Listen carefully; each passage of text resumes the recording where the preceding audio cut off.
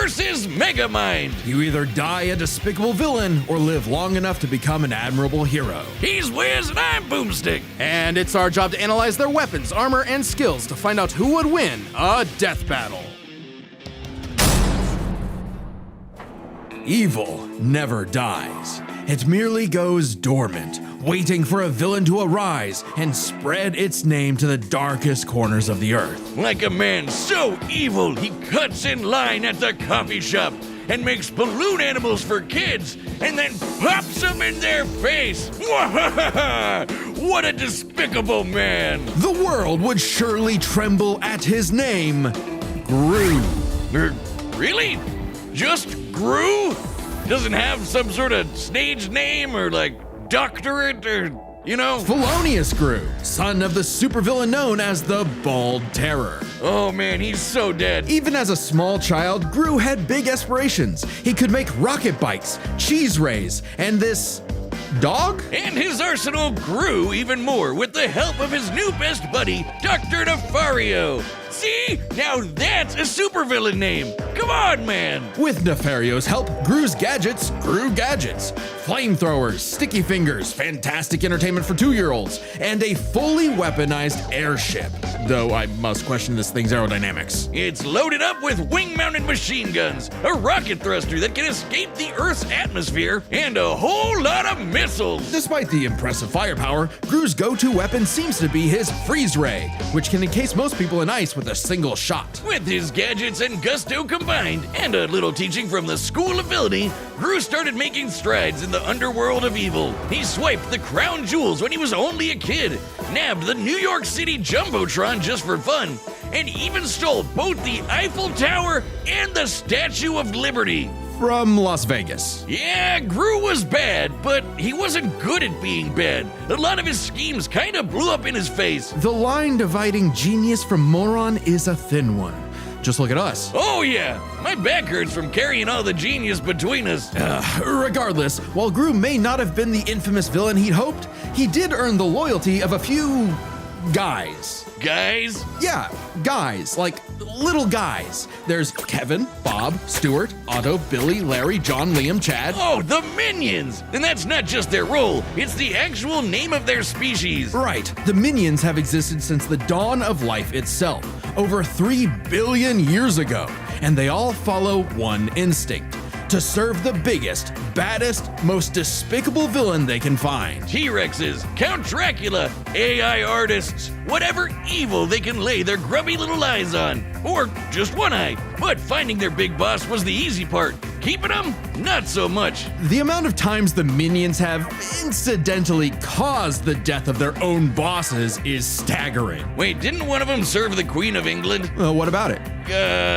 Nothing. The Minions witnessed Gru's villainy firsthand and decided that he would be the next big boss they follow. It worked out like PB&J, because like Gru, these guys do machines. The Minions invented the fly swatter centuries before humans did. They somehow crafted light bulbs and instruments while living in the Arctic. So naturally, building Gru's absolutely massive evil lair proved a simple task. They're geniuses. They once pulled off a jailbreak by building a flying machine out of prison outfits, fans, computers, and toilets. Aisle seaters are in shambles right now. And they're seemingly invulnerable, having been smashed flat, set on fire, and exploded by missiles even inside their own mouths. But also, they're possibly immortal? Kevin here has been around since the dawn of their species, which means Kevin is 3 billion years old. And their numbers keep increasing. Over 10,000 minions clock into work every day. And yet, in a real work setting, they'd be fired in minutes. Oh yeah,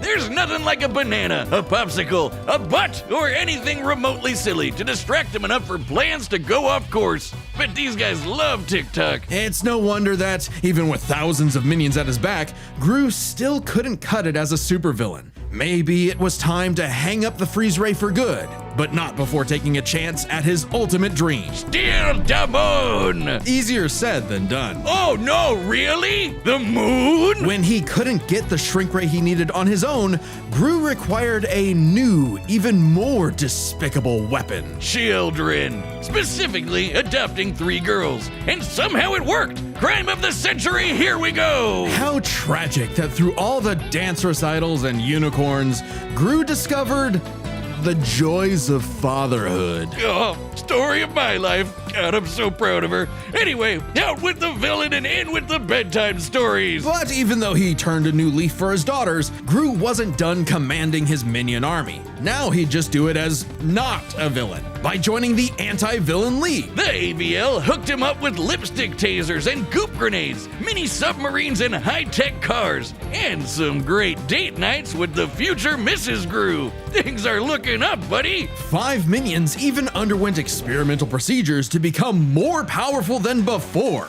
The Mega Minions. Tim stretches. Dave got super strength. Gus got super strength and flight. Sorry, Dave. Jerry became an indestructible brick monster who eats live bombs. He's my favorite. And Mel's new laser eye can blast through the planet and hit a satellite on the other side in less than a second. Calculating its speed across the Earth, that's 5% the speed of light. So, Gru's true calling wasn't being a villain at all. He's an anti-villain. And he's good at it, too. This guy can dodge heat-seeking missiles and casually punch out a shark in one shot. All because he was in full dad mode. But the most incredible element here is easy to miss. For billions of years, the minions have had the biological drive to serve the greatest villain they can find. And yet, despite Gru's turn away from villainy, they chose to continue serving him. The minions' love for Gru is so strong, it overwrote their primordial genetic code. They still see greatness in him, even now.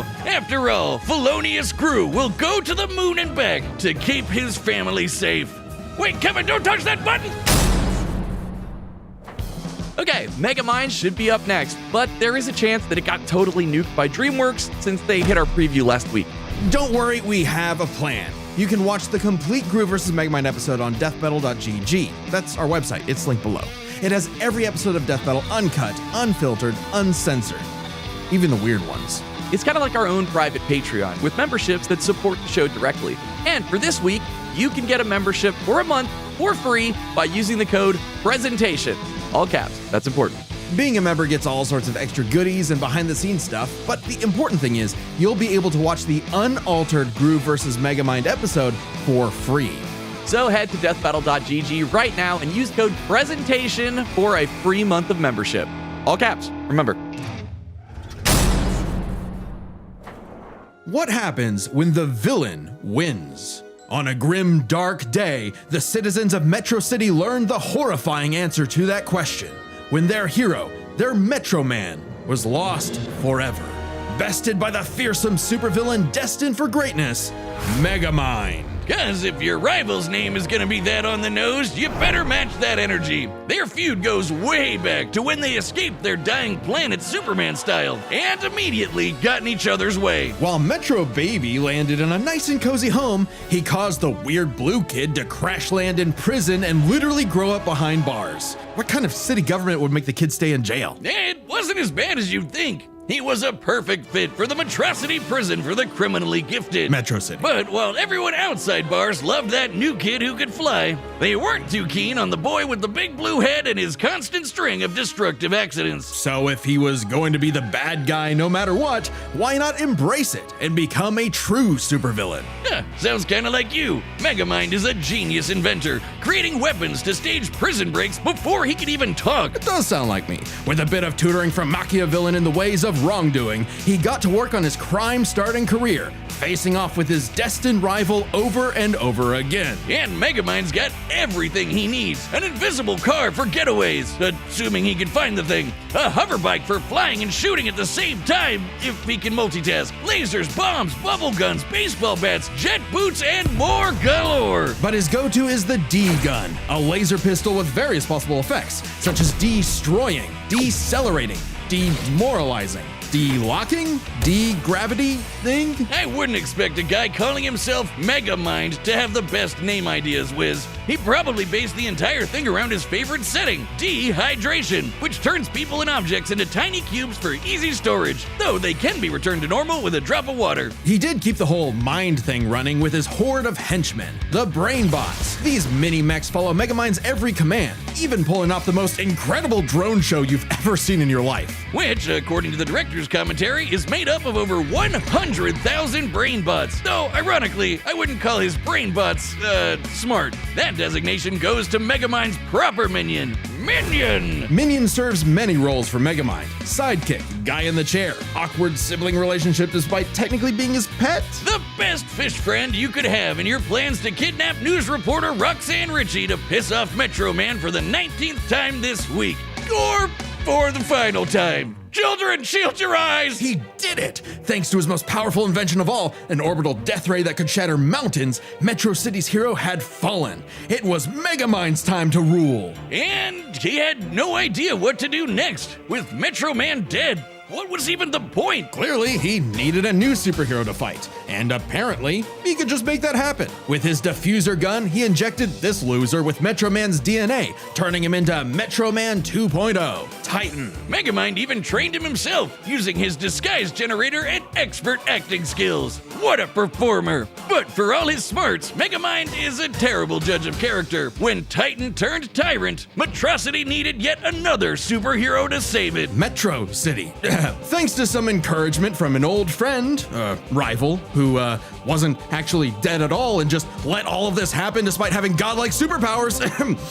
Thanks to some encouragement from a very experienced friend, Megamind stepped up to the plate. Hey, he had the moxie for it. Megamind's tanked explosions and dodged electric blasts. Titan was strong enough to toss around a skyscraper, and Megamind put up a solid fight with his mech armor. A suit specifically designed to mimic the pilot's movements, whether it be lamppost sword fighting, busting a move, or being surprisingly stealthy. And with quick thinking and some hench help, Megamind taught Titan a lesson he knew all too well. The bad guy always loses. So the city decided to just forgive Megamind of all his years of terror and destruction and call him their superhero. I guess they didn't really have any better options. Hey, Megamind took his new role as the city's hero seriously. He even built a suit that mimicked Metro Man's strength, flight, and X-ray vision. Now, the D-gun is used to make runaway bad guys lose their balance and get caught. His portal bazooka is excellent for saving people from out-of-control cars. And while the death ray might not have been a hero killer, it's certainly great at blowing up giant evil robots. And Minion was all for it. Actually, once they went nice, Minion had to legally change his name to Old Chum because of some other Minion-related thing. What? You mean the yellow guys? No, I mean they got a cease and desist from Mr. Minion's Meatsicles. Sounds delicious. I'm still gonna call him Minion. You can't break up this duo. Even as Megamind uses his tools for good, destruction still tends to be inevitable. To the point that, as the new mayor of Metro City, and his new partner, Roxanne instated a policy that anyone inconvenienced by a Megamind battle would receive a free cup of coffee. That sounds horrifically ripe for corruption. So that's why there's so many Starbuckses everywhere. At least the Brainbots are covering all the cleanup. It's a messy job being a superhero, but Megamind's finally found his purpose, even saving the city from the Doom Syndicate, which is like 6 of him. Though not without some self-induced difficulty. You have an instant wind gun on your hip. Use it! Hey, with girlfriend, sidekick, and adoring fans to keep him going, it doesn't matter what sort of danger comes to town. Megamind will always rise up as the defender of Metrocity! It's Metro City! Wiz, what happened to you? You look funny and squishy. I'm over here, Boomstick. That's the new Death Metal plushie from U2's, and it's available to order right... Oh, like the one they made of me a year ago. You got jealous, didn't you? What? No, mine's way cuter. Look at it, and you can get one by clicking the link. Ah, they forgot to color one of your arms. Boomstick, I have a metal arm. I always have. Oh, and if you order it, there's a chance you might get a special version with a gold arm. That's actually kind of awesome. You definitely want one. Oh, fine. Yeah, I do, okay? Shut up about it. This is your last chance. Click the link below to order your own Wiz. This ends in just a few days, and the plush will never be available again, so don't miss out. All right, the combatants are set, and we've run the data through all possibilities. It's time for a death battle!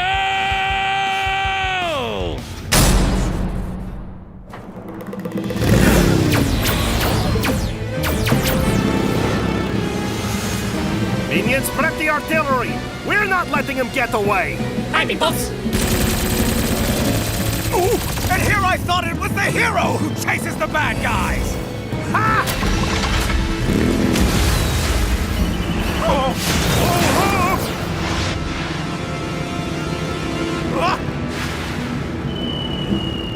Minion, I'm going to need a new pair of pants. Yes, sir. Sending you the Sunday Best package. Take this!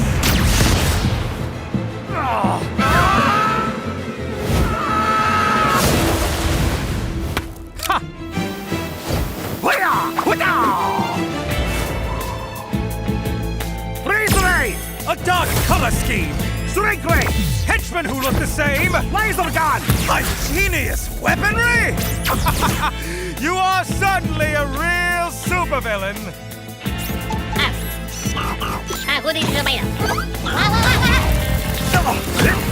You're just missing one thing! And what might that be? Presentation! Minions, assemble! And start the music!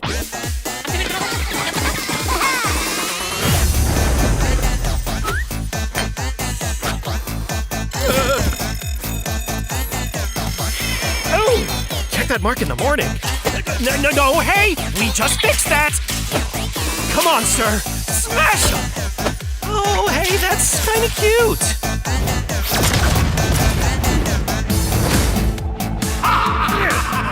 You dare challenge Megamind in my own monstrosity? Do you even know who I am? Well, life is full of disappointments. Hey!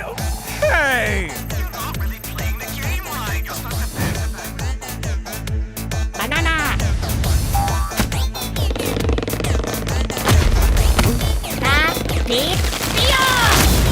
Now, as you like to say, Gun! If you're going to steal my lines, at least do it properly! Whoa!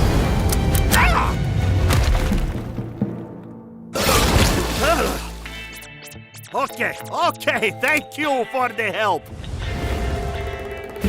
Minion, is the death ray ready? Approaching. Getting there. Almost. Kinda. Maybe. On the way. Yes. Fire! Whoa!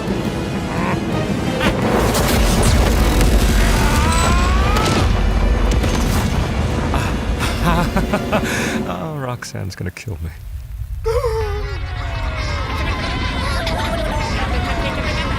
Remember this, villain! The good guys always win! This is how it's really done! Dehydration gun! Villain! You mean... Oh, wait a minute. This is all a big misunderstanding. Huh?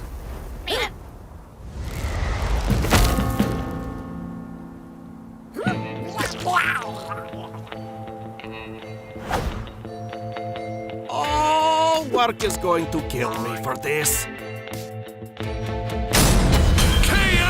I guess that's 2 for Gru, 0 for Will Ferrell. With so many chaotic factors in this fight, it can get overwhelming trying to keep track of them all. So we'll break it down 3 ways: arsenal, minions, and skill. In terms of weapon versatility, Megamind definitely had much more to use. The D-gun alone had enough effects to match what Gru could do with nearly his whole kit. Throw in disguise generators, invisible cars, portal bazookas, and it's a lot for Gru to handle. Just one problem. Megamind might have had variety, but Gru's weaponry was far stronger in scope. Sure, Megamind's death ray could blow up a mountain, but Gru's shrink ray could take out the moon. And is much easier to use on top of it. Frankly, much of Megamind's deadliest weaponry would have little effect anyway. Check this out. When Gru first tried to get the shrink ray, he triggered a missile trap so explosive it created a mushroom cloud. Basically based on the size of the blast, that's about 4 kilotons of TNT, and all those missiles fired at him from point-blank range. Shockingly, that's about 38 times greater than Megamind's orbital death ray. And Gru kind of just walked it off. Megamind's mecha suit could take big hits like that, but Megamind himself? No. So Megamind would have a hard time blowing him up, but he could still dehydrate him, disintegrate him, freeze him, or even just turn off his gravity and send him flying into space, right? Sure, though Gru does have some similar weaponry. As far as arsenal is concerned, Gru could take out Megamind through sheer firepower, but Megamind could potentially counter with the D-Gun's effects. It's a whoever shoots first wins situation. Their arsenals match up fairly evenly. But these guys aren't alone. Let's cover Gru's minions and Megamind's, minions. 1-to-1, one of Gru's minions was certainly more likely to take out a brainbot. Sure, minions may have the attention span of an iPad kid, but they can effortlessly hack, dismantle, and rewire most machines, like, Megamind's brainbots. And they just won't die! Certainly nothing the brainbots have can take them out. For all we know, the minions may be completely indestructible. To be fair, maybe one brainbot doesn't stand a chance against one minion, but there are far more brainbots than minions in total, 10 times more, and the brainbots are a much more organized and focused unit. Compared to the vanilla minions, maybe, but the mega minions are strong enough to rip and chop through metal like wet paper. Aunt Mel's got a history of destroying satellites with a laser beam strong enough to cut through the earth, so it's bye-bye death ray. But we can't ignore the most competent minion of them all, Megamind's minion, Old Chum. He's way more competent than Dr. Navario, can operate all the tech like the mech suit used to fight Titan, and can match Megamind's brains and style beat for beat.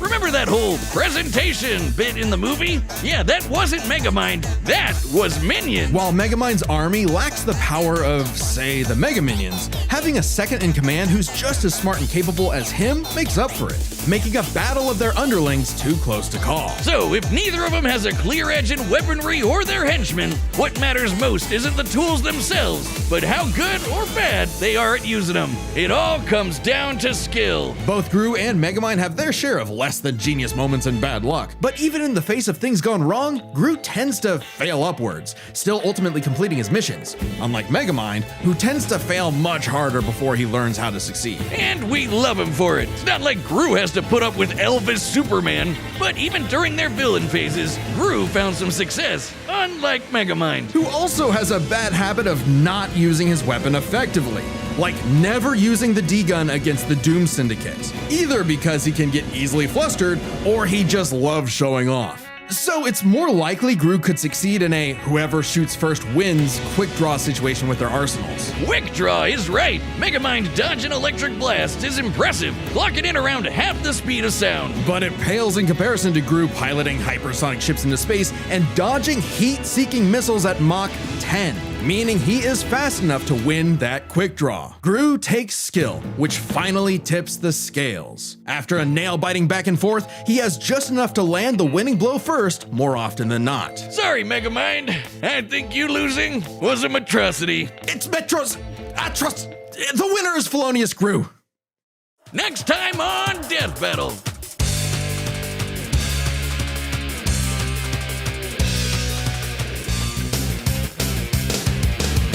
Subscribe and join as a member to see more Death Battle. Thanks for watching.